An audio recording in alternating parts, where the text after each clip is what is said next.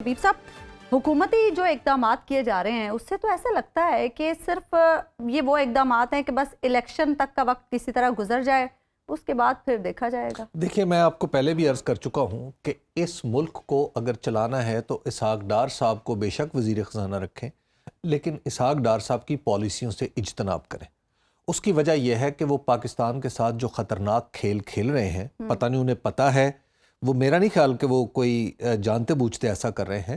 یہ اسحاق ڈار صاحب کو شاید ان کی اکنامک سینس یہی کہتی ہے، جو ساری دنیا انہیں کہہ رہی ہے کہ آپ غلط کر رہے ہیں، لیکن ان کی اکنامک سینس پتہ نہیں دنیا سے نرالی ہے۔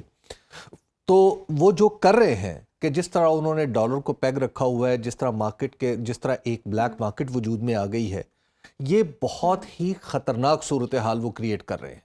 اور یہ اتنی خطرناک ہے کہ پاکستان کے اندر میں آپ کو بتا رہا ہوں کہ جب آگے چلیں گے تو ہمیں یہ بھگتنا پڑے گا، اور زیادہ دور نہیں ہے، یہ 1 2 3 مہینے میں بھگتنا پڑے گا۔ دوسری بات یہ ہے ابھی چند ماہ کے بعد سچویشن واضح ہو جائے گی، چند ماہ کا وقت ہے۔ دیکھیے، دوسری بات، چند ماہ کا وقت جو ہے آپ کے پاس کیسا ہے؟ آپ چند ماہ کا وقت، میں بھی ان لوگوں میں جو سمجھتے ہیں کہ پاکستان ڈیفالٹ نہیں کرے گا، لیکن وہ شارٹ آف ڈیفالٹ چیزیں کیا ہیں جو کیا ہوں گی؟ پہلے تو یہ سمجھ لینا کہ وہ کیا ہے جس کو ہم کہہ رہے ہیں، جس پہ ہم بغلے بجانا چاہتے ہیں کہ نہیں ڈیفالٹ نہیں کیا پاکستان نے، لیکن اس کا نتیجہ یہ ہوگا کہ پاکستان کی بہت ساری کمپنیز ڈیفالٹ کر جائیں گی۔ جس طرح آپ نے خود اپنے ابتدائی میں بتایا کہ کیسے کمپنیز نے کہا ہے کہ جناب ہم تو اپنا شٹر ڈاؤن کر رہی ہیں۔ کئی ٹیکسٹائل ملز ہیں جو بند ہو رہی ہیں۔ میں اگلے دو روز فیصل آباد گیا ہوا تھا، تو فیصل آباد میں نے دیکھا کہ مزدور جو ہیں وہ پاور لومز بند ہیں، اور وہ باہر اپنی صرف اس امید میں بیٹھے کہ شاید پاور لوم چل جائے، ان کے پاس کوئی کام نہیں، دور دراز دیہات سے گاؤں سے آئے ہوئے ہیں، اور وہاں پہ پتہ نہیں وہ اپنا کیسے گزارا کر رہے ہیں۔ فیکٹری اونر جو ہے وہ انہیں کبھی کھانا دے دیتا ہے یا کبھی نہیں دیتا، اور کبھی ارد گرد کے لوگ، آپ کو اندازہ نہیں ہے کہ یہ جو پالیسی چل رہی ہے اس کے نتائج کیا ہوں گے۔ دوسری بات یہ ہے کہ پاکستان اس وقت اکنامکلی جہاں تک آپ پہنچا ہے نا، یہ اب اگر آپ یہ کہیں نا کہ ہم یہ 1-2 ارب ڈالر جو ہے سعودی عرب سے، یہ بھی میں آپ کو بتاتا ہوں کہ وہ کب تک آ جائیں گے۔ وہ 2 ارب ڈالر 3 ارب ڈالر وہاں سے آ جائیں گے، 4 ارب ڈالر وہاں سے آ جائیں گے، تو اس طرح ہم چل لیں گے۔ تو اس طرح ہم نہیں چل پائیں گے۔ ہمارے پاس سی پیک کا موقع تھا، سی پیک کا موقع ہم نے ضائع کر دیا ہے۔ ہم نے جس طرح کے منصوبے بنائے ہیں ان کے لیے، جس طرح کے منصوبوں پہ ہم نے چائنا کی انویسٹمنٹ کروا دی ہے، وہ ہمارے گلے پڑ جائے گی۔ اس میں بھی ہم نے سیاست کو گھسا دیا، اس میں بھی سیاست نہیں کی، اس میں نالائکی کی ہے، باقاعدہ نالائکی، عثمان عمان باقاعدہ نالائکی۔ ہم جو یہ میں آپ کو عرض کروں کہ جس طرح ابھی ڈاکٹر ندیم الحق صاحب ماتم کر رہے تھے، وہ تو چونکہ عالمانہ انداز میں بات کر رہے تھے، میں ذرا صحافیانہ انداز میں بات کر رہا ہوں کہ بھائی آپ جہاں پہ ہیں یہاں پہ آپ کو امیجیٹلی 2 چیزیں چاہیے۔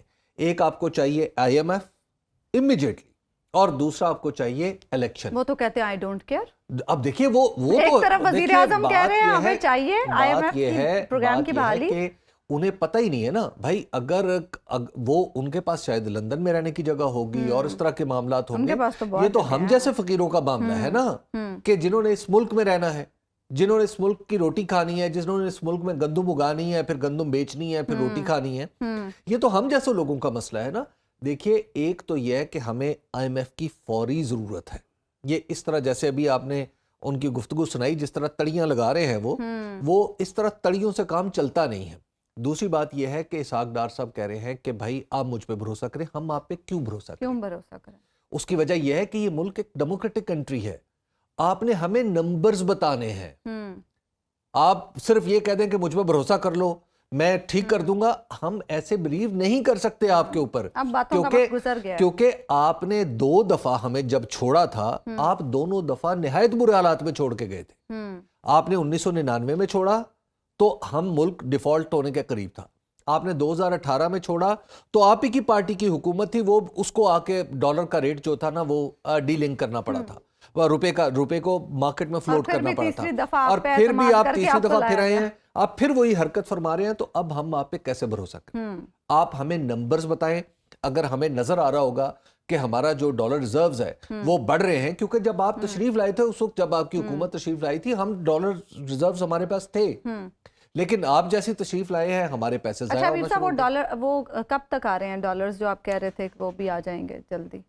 دیکھیے، پاکستان میں جو سعودی عرب سے پیسہ آتا ہے اس میں بہت ساری نزاکتیں، اور اس میں صرف یہ نہیں ہے کہ کسی کی سفارتکاری کی کیا مہارت ہے. سعودی عرب سے ہمارے بہت گہرے اور درینہ رشتے ہیں, بھائی بندی میں وہ بھی ہمیں نہیں جانے دیں گے. لیکن ایک بات یہ ہوتی ہے کہ ملک سے ملک کا تعلق, ملک سے ملک کے تعلق میں بہت ہی امپورٹنٹ رول جو ہے وہ ہماری مسلح افواج کے سربراہ ادا کرتے ہیں.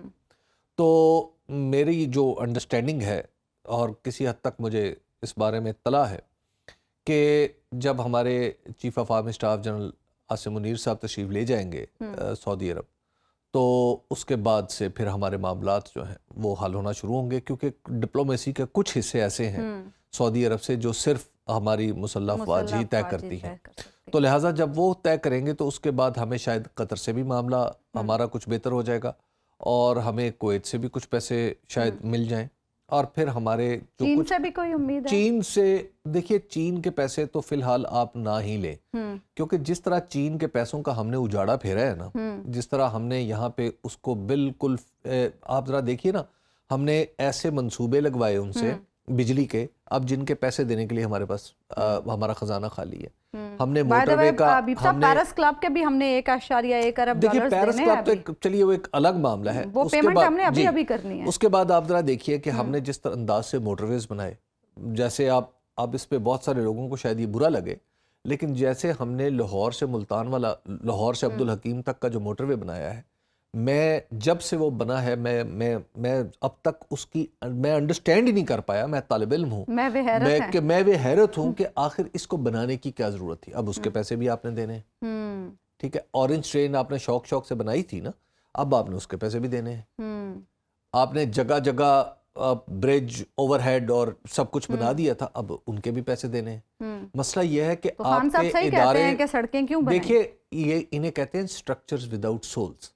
آپ پورے پاکستان میں کہیں بھی چلے جائیں نا, آپ کو سیمنٹ کی اور اینٹ کا انویسٹمنٹ نظر آئے گی. مثال کے طور پہ آپ کہیں بھی چلے جائیں, آپ کو رورل ہیلتھ کلینک نظر آئے گا, لیکن اندر ڈاکٹر نہیں ہوگا, فعال نہیں ہوتے وہ. آپ تھانے میں چلے جائیے, پولیس آپ کے ساتھ وہ سلوک کرے گی کہ وہ جسے عبیر ابوذری نے کہا تھا کہ پولیس نو آکھا رشوت خور تے فائدہ کی. تو بات یہ ہے کہ اگلا مصرع پڑھنا نہیں چاہتا. تو خیر, جب وہ تھانے میں آپ چلے جائیں تو آپ کو پولیس کے اوپر بھروسہ نہیں ہے, ٹھیک ہے. آپ کو پولیس کی حالت یہ ہے کہ سندھ میں, وہ کراچی میں آپ دیکھیے کہ ایک نوجوان کو 3 پولیس والوں نے مار دیا, اور بغیر کسی وجہ کے. تو لہٰذا یہ ہے آپ کی پولیس. اچھا, تھانے جو ہیں وہ آپ کے مکمل ہیں. آپ آئی جی کا آفس جا کے دیکھ لیں, کتنا خوبصورت آفس ہے, شاندار آفس ہے. آپ اپنے ہسپتالوں کی عمارتیں دیکھ لیں, ہسپتالوں کی عمارتیں ہماری ایسی ہیں کہ آپ دنیا میں اس طرح کی عمارتیں کم ہوں گی, لیکن آپ اندر جا کے ڈاکٹر دیکھ لیں تو دنیا میں, اب میں اپنے ڈاکٹروں کو کیا کہوں, ان کی بھی وائی ڈی ہے, وہ ناراض نہ ہو جائیں. تو لہٰذا ہمیں, ہمارے پاس ہے اسٹرکچرز وداؤٹ سولز. ہمیں بہت سارا ڈفرینٹ کام کرنا ہے. یہ جس طریقے سے اسحاق ڈار صاحب اور پی ایم ایل این اس مسئلے کو, یا پی ڈی ایم اس معاملے کو چلانے کی کوشش کر رہی ہیں, عظما نعمان, مجھے سیریسلی یہ خطرہ ہے کہ خدا نخواستہ یہ کہیں اچانک یہ لوگ ایسا نہ ہو کہ اچانک صبح پتہ چلے کہ وزیر اعظم بھی نہیں ہے اور وزیر خزانہ بھی نہیں ہے اور اسمبلیاں ٹوٹ گئی ہیں. دیکھیے ہمیں اس سطح پہ, میں آپ کو, یہ صورتحال ہماری اکانومی کی ہے.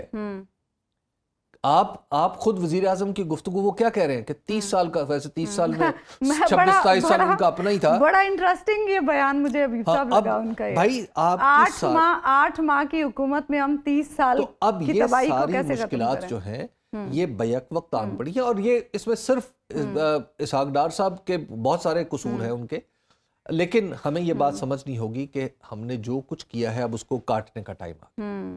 اب نوحے پڑھنے کا ٹائم نہیں ہے, اب نوحے پڑھنے کا ٹائم نہیں, کچھ کرنے کا ٹائم ہے. بہترین طریقہ IMF الیکشن, IMF کے پاس جائیں اور الیکشن کروا دیں, تاکہ پاکستان میں دونوں طرف سے استحکام.